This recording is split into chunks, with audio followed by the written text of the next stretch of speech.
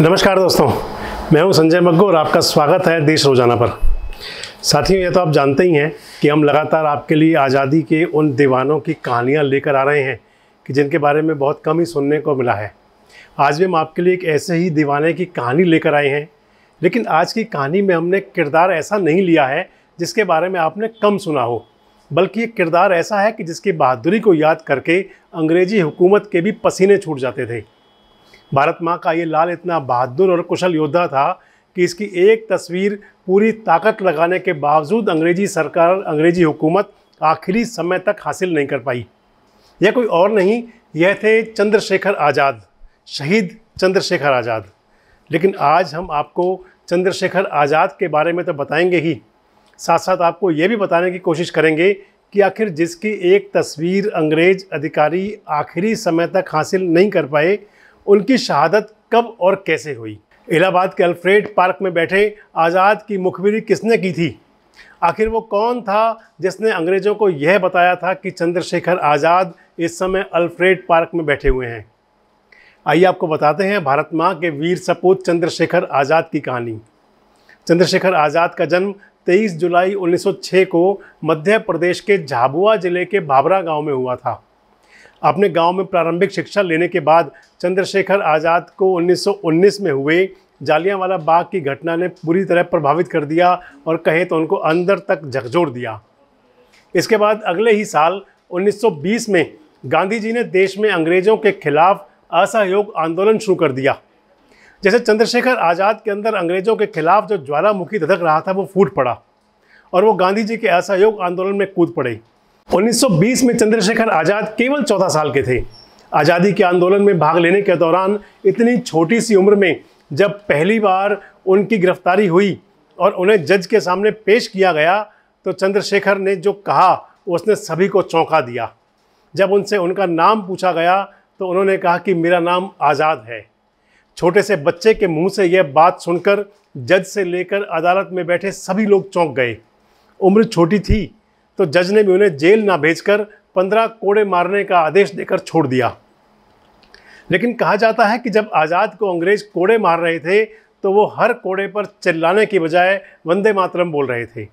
उनके इन इरादों ने अब उन्हें क्रांतिकारी के रूप में स्थापित कर दिया था और यहीं से चंद्रशेखर तिवारी बन गए चंद्रशेखर आज़ाद।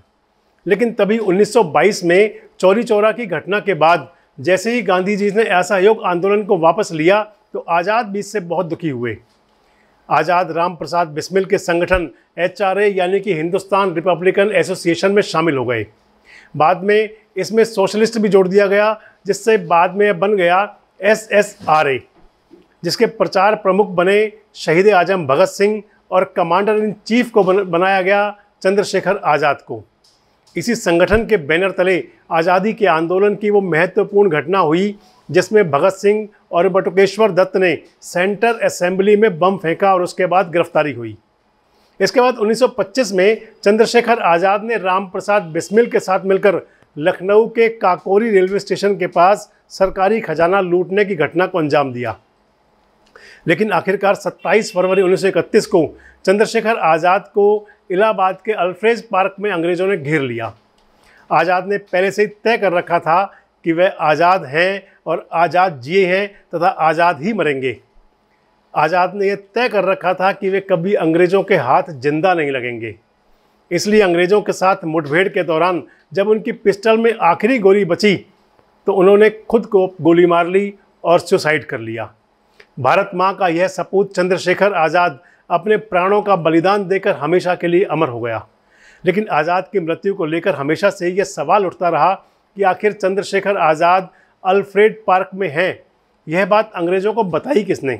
दरअसल 1931 का वो कालखंड था जब उनका संगठन HSRA लगातार बिखर रहा था। शहीद आजम भगत सिंह, राजगुरु और सुखदेव को फांसी की सज़ा दे दी गई थी। उन्हें बचाने की बहुत सी कोशिशें सभी लोग कर रहे थे, लेकिन वो सभी कोशिशें लगातार विफल हो रही थी। उसी दौरान 27 फरवरी 1931 को चंद्रशेखर आज़ाद सुबह के समय इलाहाबाद स्थित जवाहरलाल नेहरू के आवास आनंद भवन में उनसे मुलाकात करने पहुंचे। मुलाकात के बाद वो सीधे अल्फ्रेड पार्क पहुंचे। चंद्रशेखर आज़ाद अपने सभी साथियों के बीच में बहरूपिये के तौर पर मशहूर थे। उनकी एक तस्वीर पाने के लिए अंग्रेजी हुकूमत के पसीने छूट गए थे, लेकिन वो उन परिस्थितियों में भी अपने ही एक साथी की गद्दारी को भांप नहीं पाए। चंद्रशेखर आज़ाद को उस दिन अल्फ्रेड पार्क में उनके एक पुराने साथी और HSRA के केंद्रीय सदस्य वीरभद्र तिवारी मिले। वीरभद्र तिवारी ने चंद्रशेखर आज़ाद को देखा और पुलिस अधिकारी शंभुनाथ तिवारी तक एक खबर पहुंचा दी, जिसके बाद अंग्रेज़ों ने पार्क को घेरकर चंद्रशेखर आज़ाद पर गोलियां दागनी शुरू कर दी। जिस जामुन के पेड़ के पीछे खड़े होकर चंद्रशेखर आज़ाद गोलियों का सामना कर रहे थे, उस पेड़ को भी बाद में अंग्रेज़ों ने कटवा दिया।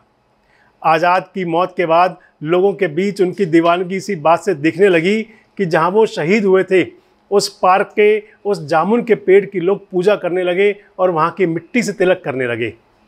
वीरभद्र तिवारी को कुछ जानकारियां ऐसी थी कि अंग्रेज़ों के जिस हथियार बंद टुकड़ी ने आज़ाद को घेरा था, उन्हीं में से एक अफसर ने अपनी पर्सनल डायरी में लिखा कि वीरभद्र तिवारी ने ही उसकी खबर अंग्रेज़ों तक पहुंचाई थी, यानी कि चंद्रशेखर आज़ाद की।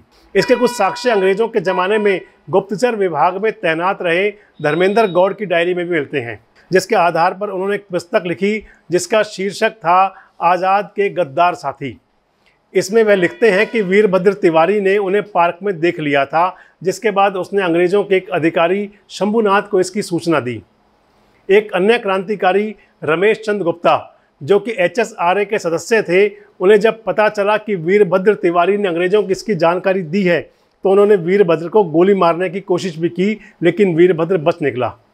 इसके बाद रमेश चंद्र गुप्ता को इसके लिए सज़ा भी हुई। यह दावा उन्होंने अपनी आत्मकथा क्रांतिकारी में किया है। चंद्रशेखर आज़ाद के योगदान के बारे में ज़्यादा बताने की आवश्यकता नहीं है, क्योंकि उनके योगदान को देश का हर नागरिक जानता है। आपको हमारी ये कहानी कैसी लगी, इसके बारे में कमेंट पर जाकर अपनी राय ज़रूर दें। और अगर अभी तक आपने हमारे चैनल देश रोज़ाना को सब्सक्राइब नहीं किया है तो ज़रूर करें। कल एक नए अंक के साथ आपसे फिर मुलाकात होगी। तब तक के लिए हमें दीजिए इजाज़त। नमस्कार, धन्यवाद।